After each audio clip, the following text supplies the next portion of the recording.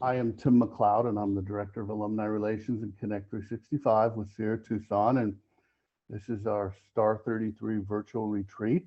And just grateful for all the presenters and the attendees this weekend. And they just, it's just been a blessing for me to attend and see all of you. And today we have, or now we have, Maggie Awad that she's going to share about the health is a compilation of habits. And for 10 years, Maggie has been showing her clients how to live life on their terms. Aside from her coaching experience, she's also a family nurse practitioner with an interest and passion in lifestyle medicine and mental health. And she has two fabulous young boys, young men. And so Maggie's going to share for about 30, 40 minutes. And then while she's sharing, if you have any questions, use the Q&A button, and then we'll get to those at the end. So welcome, Maggie. Thank you. It is such an honor to be here. And even though I cannot see y'all's faces, I work through energy. And so hopefully we can connect. I really want this to be just more, not that I'm just talking at you, but I would love to hear your comments. And then also I'm open and welcome to any questions that you have. And this is truly something that I'm extremely passionate about. And when Tim asked me to do this, I was just so excited for the opportunity. So I'm a board certified family nurse practitioner. I've also have had my own recovery as well for 11 years. And seeing what I see in medicine clinically for the past 14 years, whether it's with high blood pressure, diabetes, anxiety, depression, a lot of providers do not go into really the root cause. And this has really been my frustration and really been my passion to bring it into the clinical area, is to look at really what the root cause of a lot of our health ailments are. And so we'll talk about that. I don't know if anybody has heard of James Clear, but I love this quote right here. It says, if you want to build habits that last, it's to join a group where desired behavior is the normal behavior. And the reason why I love this quote is because, we all have heard, we are the product of, who we are around. And so with this being a retreat and alumni, and I applaud all of you guys that have really invested in yourself to be part of something like this, because that just means you are really in a growth mindset. You're in a mindset that really values yourself, and it really comes down to self-worth. Your self-worth and being able to invest the time and to invest everything for you to become in the most optimal health, both mentally, physically, and really spiritually as well. So again, I want to make this really raw and relevant. I'm not going to make this boring at all. I'm not going to get all sciencey on you guys. So I've also really been fascinated with root word. And ever since I've started my 12-step group, I'm a member of Al-Anon. My sponsor has always taught me to look at the root word of something. And that has been so fascinating to me. So I look back on the root word of what habit is. So what does habit mean? Oh, sorry. I'll go back here. So the meaning of habit. So I looked at what the meaning of habit was. And in Latin, the meaning of habit means to dwell in and to reside in. Now, that took me a minute for me to think about that. And I can't be an overthinker. So that's just one of my things, is we have 60 to 80,000 thoughts a day, y'all. 60 to 80,000 thoughts a day. Think about that. And so when we think about habits, think about what are some things that we dwell in, right? What are some things that we mentally, reside in. And that really begins in our brain. And so think about for a second. So if our habits start within our brain, then that means our health is a compilation of our habits, because that is the byproduct of how our thinking manifests to certain things that we do on a daily basis. So one of the things that I know with all the years of my coaching and clinical experience is that it is really hard to change. I've not met not one person that I can sit down for 15, 20 minutes and say, okay, so you've got this health ailment, so this is what we're going to do, and here's a piece of paper and have a nice day. And it doesn't work that way. A lot of it has to do with really getting to the root cause, our self-limiting beliefs, our self-worth, our self-confidence, our self-esteem, to really create some long-term lasting changes in our health. I'm going to I love storytelling, because storytelling, I truly feel that this is where a lot of the information sticks. And I'm going to give you an actual personal account of how how I was affected through unhealthy habits and how it manifested. So this was me actually about 6 years ago, 5-6 years ago. You can see my stomach, that's when I was pregnant, and my arms, I literally had hives everywhere. And during that time, I was under so much stress. I was married to an active alcoholic, and just over the 18 years of all the stress, I realized, after going to several doctors for this, because you think hives, it's not a big thing. I might have eaten something, or, I might have just maybe used the wrong detergent. And after so many hundreds of dollars I've spent on clinical testing and going to doctors, they couldn't pinpoint it. And until I've went through clinically myself, going through and actually seeing my patients having some similar aspects of this in their life due to severe stress and severe trauma and high levels of cortisol on a constant basis, can manifest into health issues like this. So after I had myself, and I will go into this later, experiencing during that time severe isolation, chronic high levels of cortisol, my body was keeping score on the effects of stress and burnout. So let me go to actually the next, let me see here, the next slide here. So think about also about your health. What is it that you deal with on a daily basis where you have gone to your provider? And I'm not saying that, okay, all of these things are caused, or any health ailments is caused by trauma or stress or high cortisol levels. But for the most part, our gut and our brain are constantly communicating to each other. So this is what you hear in medicine called the gut microbiome, and how the gut, 90% of serotonin lives in the gut.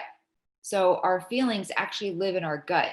So when people talk about, intuition, they talk about, really listen to your gut. And that really is true, because a lot of our answers do do lie in our gut. And there's a new field right now called psychoneuroimmunology, which means our brain and our gut and how our nervous system, our sympathetic nervous system and our parasympathetic nervous system are all tied together. So this is a post that I created here where I've listed some habits here and some of the consequences that I have seen clinically with my patients. And also, this is evidence-based practice. So this is like backed up by evidence. There has been research that has shown that these things that we call habits that may not seem very harmful at the time, over the period of time of habit stacking can lead to those consequences. So eating mostly refined sugar and processed foods. We know that processed foods are made in a lab. It's not real. So a lot of the things, a lot of the ingredients that are in there that we're eating, we are actually, our digestive system is seeing it as information. And it's kind of like, think about, a computer, whenever data processing and all that kind of thing, our gut is the same way. So whenever you're eating something or you're eating sugar, that is going to create some kind of alteration in our gut. And if our gut cannot figure out what is it that we're eating, it can lead to those consequences, such as elevated blood sugar, brain fog, depression, anxiety, increase in body mass index, skin disorders. A lot of people that I've seen that have acne or rashes and don't know why, and you could go to the doctor and get these antibiotics or get these steroids, but you're not treating the underlying condition. The same thing with insulinemia, which is insulin levels and altered gut microbiome. Drinking alcohol more than occasionally, and I know this is this post was done for the mass population, and I know a lot of people that are on here are in sobriety, and so I think y'all are happy to know that even drinking alcohol, period, it is an antidepressant. I'm sorry, it is not an antidepressant. It creates depression and it creates anxiety. A lot of people have seen disturbed sleeping patterns with drinking alcohol, lack creativity. So it actually lowers your mental vibration when you do drink. It has been highly correlated also, which I did not put on here. The latest research has shown breast cancer. And if y'all know, breast cancer is a huge thing. It's one of the most common diagnosed cancers right now in the United States. And it has been highly shown in research that drinking alcohol has been linked to breast cancer. Lack of movement and long periods of sitting. I'm going to touch on this a little bit because I couldn't believe it when I heard it, but there's actually a disease. There's an ICD code, you guys, right now that providers and practitioners are using called the sitting disease. And it is coded, which means that when we do have a patient that has been sitting for long periods of time, this is something that now the provider can actually submit to the insurance company and say, hey, well, I'm going to test this person, their BMI or their hemoglobin A1C, say for insulin levels due to a sitting disease. So it has become so prevalent, and now we have to be a lot more mindful about this, since now we're in front of our computers. We are doing meetings over Zoom. So we need to be mindful about increasing the amount of steps throughout the day and having more periods of movement. So the consequences of those, as you could see, osteoporosis, depression, cancers, heart disease, sleeping late. I know there was a fantastic speaker yesterday, Dr. Kevin Gilliland, that talked about sleep. And I cannot stress enough how much sleep is so important. Now, think about it. When you're sleeping, you are actually, there's this research that I read about Alzheimer's disease. Now, with Alzheimer's disease, there's an accumulation of beta amyloid protein. And when you're sleeping, your brain is actually filtering out that beta amyloid protein. So if you're lacking sleep, you're actually stacking that protein, which increases your chances of having a neurodegenerative disease that can have really been prevented with just sleep. The screens, we know, y'all know about screens and the blue light. That does not allow melatonin to elevate at night. So if you are on your screens, be mindful about that. There are blue light blocking glasses that can help with that. So that way your brain could make melatonin and not cortisol, because when we are in front of our screens, we have elevated levels of cortisol, which can inhibit us from actually getting sleepy and getting rest. Isolation. I did a huge thing with isolation about with Lululemon about this. The power of community, that's a whole nother thing. If y'all want to know more about it, on Instagram, I have the Facebook Live linked to my bio, and you can learn more about the power of community and how it affects our health. And worrying and obsessing about the future. I mean, with everything that's going on, who is not worrying and obsessing about the future? So with that constant worrying and obsessing about the future, I did talk about elevated cortisol levels. Now, we are wired to have, whenever we sense some danger, to have elevated cortisol levels, and that just tells our brain, to protect us.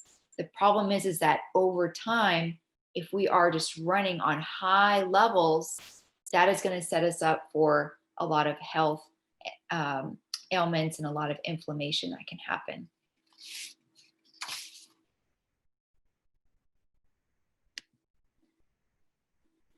So let me see here. So some of the key things for your health and for you to set yourself up to optimize your health, both mentally and physically. So it all comes down really to your why. So when we want to change our habits, what is your why? And sometimes the why has to be a lot bigger than us. And, it could be your kids, it could be, your partner, because maybe initially we don't have the self-confidence, or we don't have the self-worth in the beginning to really create some sustaining changes. So really asking what your why is so imperative. I know for me, I work out every single day, and my why is so I can be a healthier mom to my kids, because I want to live long. And so that could be that is my why. Having an accountability partner. And this is so fascinating, because the research states is that when you have an accountability partner, you are 95% more likely to show up on commitments. And the reason why is because we are beings of really wanting to please. I don't care how long you've been in recovery. I don't care, you're like, oh, well, I got this, and I'm just, an independent person, and I don't need anybody. We are wired to please. That is in our human biology. You can't fix that. We are wired to please, and it doesn't matter how old you are. So knowing that there is an accountability partner of some sort in the back of your mind, you're going to be like, man, if I don't do this, I might look like a failure, or actually just announcing it on a social media, or saying, hey, this is what I'm going to do. It actually gives you the drive, because people are watching and people are counting on you. So the drive to really stick with what you say and and to formulate to stick with your habits. Be around people that you want to be like. And, my dad used to tell me this when I was young: you are the product of the 5 people that you hang out with. And that used to annoy the heck out of me, but it is actually the truth. So, you,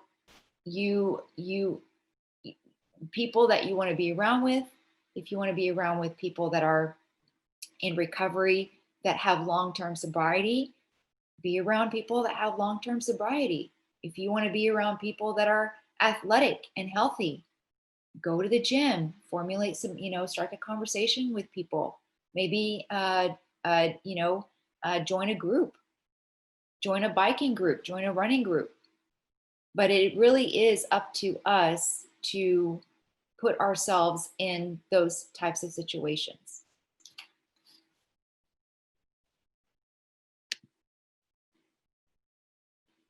Another thing that I also tell my clients is that set yourself up for the week ahead, or before the night in some cases. The last thing you want to do is just Monday look at your calendar what you're going to do on Monday. You don't want to do that. You want to set yourself up and create maybe a time in the weekend and say on Saturday, okay, from 12 to 1, I'm going to, create my calendar of exactly what I'm going to do. And what this will create is, so there's no animosity on Monday, and you're just kind of wandering around or scrolling on Instagram or just checking through emails and really losing a lot of mass amount of time. So I know that every single day after I drop off my son from school, from 7:30 to 8:30, I block off that time for me to work out. I don't scroll through Instagram. I don't, if someone asks me to do something, I tell them, listen, this is my time. I can't do this. Or from 12 to 1, this is my time to go to a meeting. It's like a doctor's appointment. Treat it like a doctor's appointment. As far as maybe for setting yourself up for more a physical health and working out, what I do is I set my tennis shoes and what I'm going to work out in the night before. Because believe me, y'all, in the morning, last thing I want to do is think about what I'm going to put on. And so if it's out there on my dresser, it will set me up for success. The other thing is do the hard stuff first. And I know when you make lists, the last thing you want to do is that hard stuff. And so one of the things that I do again, and I love going back to physical activity because people look at me and they're like, oh, you love it. But believe me, sometimes there are days I just don't want to do it. So I know doing the hard stuff first, whether it's working out, I have a list of things that I want to, get done in the house, or, paying certain bills. You want to just get that done. And then that way, throughout your day, you can enjoy what you need to enjoy doing. With change behavior, deviate yourself from self-criticism and shaming yourself. So, like I said, change is hard as it is, and we're all human. And so whenever you do change or don't follow through on change behavior, the last thing you want to do is shame yourself. And I'm going to go into that in the next slide. I've heard a long time ago in a meeting that shame stands for should have already mastered everything. And I love that acronym because it's like, oh, I should have done this. I should have done that. I should have done this. And it just creates this cycle of shaming yourself. So no one has mastered anything. I've not mastered at anything yet. It's just a one day at a time process. You don't eliminate a bad habit, you replace a bad habit. And so one of the things that I tell my patients is that are trying to get on a more healthier lifestyle is, instead of saying, oh, I can't have pizza, right? Replace that with, I can eat salmon and veggies because it is going to get me healthier. So this is what I'm choosing to do. So use the word choose, and it puts you're choosing a habit, you're choosing a good habit, and the word choice puts you in a place of power, that you have power over your choices. So, oh, I can't have that and I can't have this. Well, I'm choosing to have this, or I'm choosing to do that. So it puts you in a place of, self accountability. Cut out as many triggers in your life as possible. So if it's not far away from you or it's not in your home, it's harder to reach that habit. So for example, what I tell some of my patients is, if you come home from work and the first thing that you do is you want to sit on the couch, you want to reach for the remote, put the remote somewhere far away, maybe upstairs, put it away. And then that way you won't feel like, okay, you won't have to reach for the remote and get on Netflix for an hour and a half and wish, you went for a walk. So another thing could be cookies. If you don't want, if cookies is a trigger for you, don't buy them. Because if you have them, then you know yourself very well. So a lot of this has to do with a lot of self-awareness and self-discipline.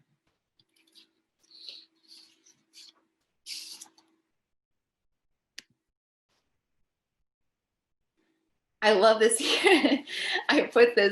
I love this picture. This guy picking his nose. So I'm a huge fan of James Clear. If y'all have not read the book Atomic Habits, I highly recommend this book.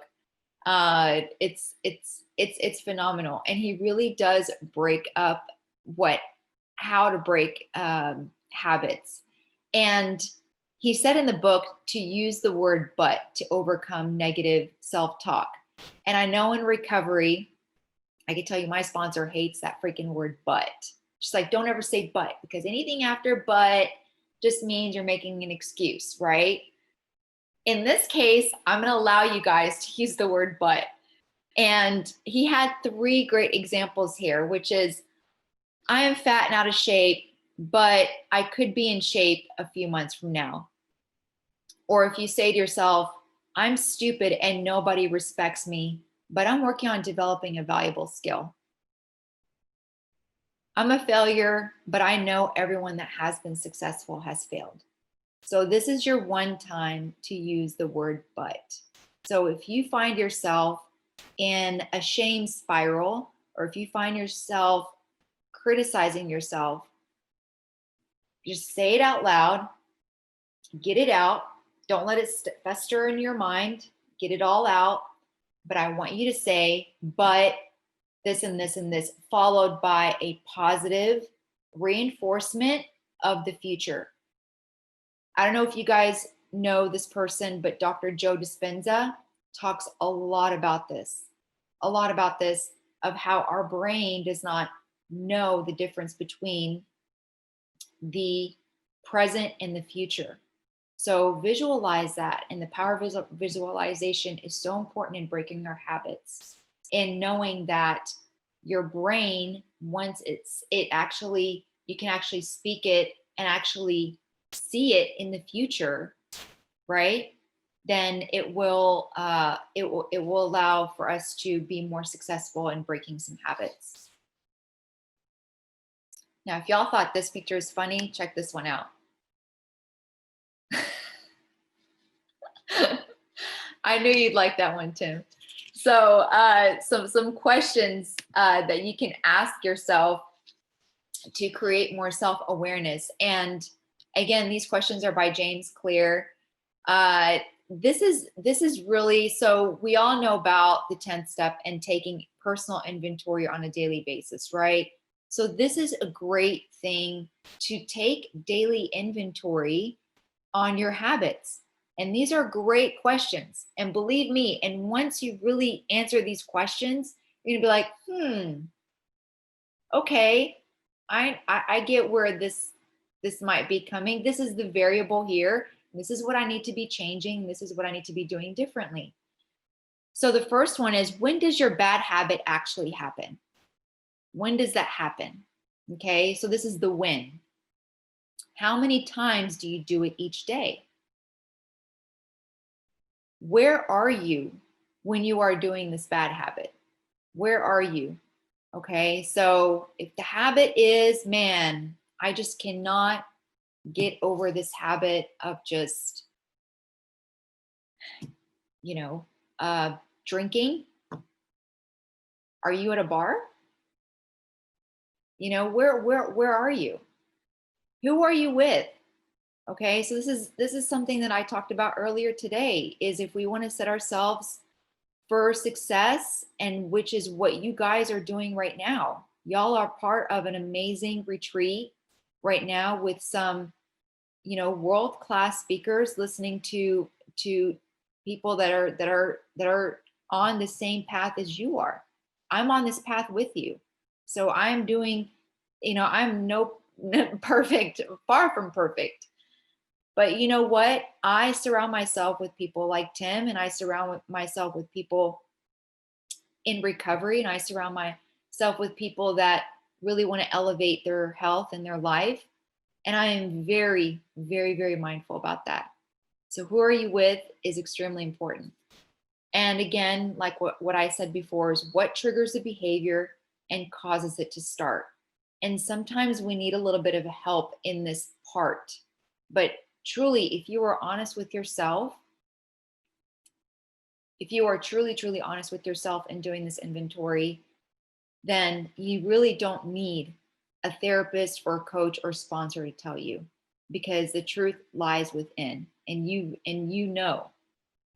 So those are some great things. That torch, just honestly, that threw me off when I saw that. That was just too funny. And I was like, I don't know what this is about. Okay. So this is my son and I. I'm teaching him to make some good choices, some good habits. We made a smoothie together on Instagram Live, and he ended up calling my smoothie. He said it looked like poop because it was kind of brown. So that was great.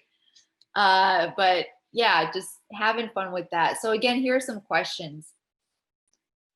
One of the things that I have my clients do is look at, what are your daily non-negotiables? Okay. What are your daily non-negotiables that you just will have to stick with on a daily basis? And I'll give you an example for me. My daily non-negotiables is working out, is prayer every day, is moving my body every day, not checking my phone within an hour when I wake up. And what helps with that is also putting your phone maybe in a different room. There's this guy that I also love. His name is Jay Shetty, and he's a monk. And he said he could not trust himself to not check his phone. And it was so hard in the beginning that he would actually put his phone in his car because he just couldn't trust himself in the morning. And he knew how important prayer and meditation was to set himself up for a good day. So another question is what or who do you need help with to set yourself up for achieving your goals? Do you need a mentor? Do you need a coach? Do you need a sponsor? It's really up to us for us to ask. And there are people that are there and that are willing to help, because they themselves too had to ask for help as well. So that is extremely important, is having people there that are going to help you facilitate that if you do need that. What are you willing to let go of that is taking up space in your life to help you with your goals and maximize your health? And again, this is a question of honesty here. Is it, do you need to let go of a toxic relationship? Maybe you need to let go of paying for that monthly Netflix. Maybe you need to let go of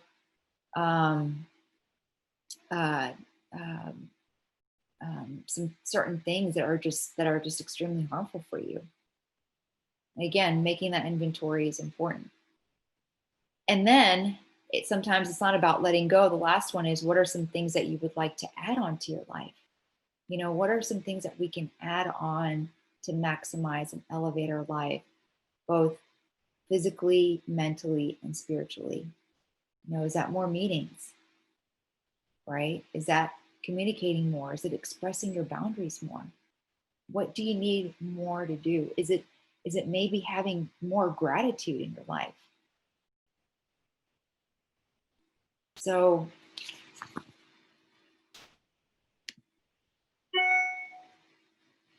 that actually concludes my presentation. And I love this because it says you're always one daily decision away from a totally different life. And it really, truly is a decision. And we have choices. And I think that's what the power lies, is it lies in our choice. Every single day we have a choice to do something different. You know, we have a choice to start our day over at any time of the day. You know, again, getting in that shame spiral.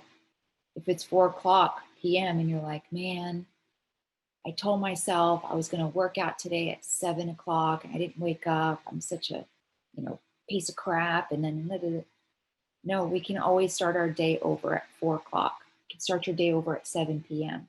Any time of the day. And that's what's beautiful. That's what's beautiful about recovery.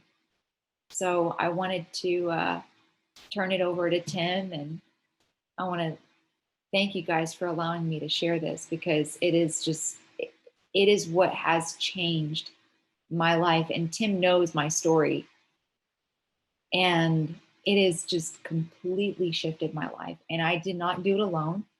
I needed retreats like this. I needed people to help me. I needed a lot, and that's okay. And you're worthy of that. You're worthy of asking. You're worthy of putting yourself in space to receive. So, thank you.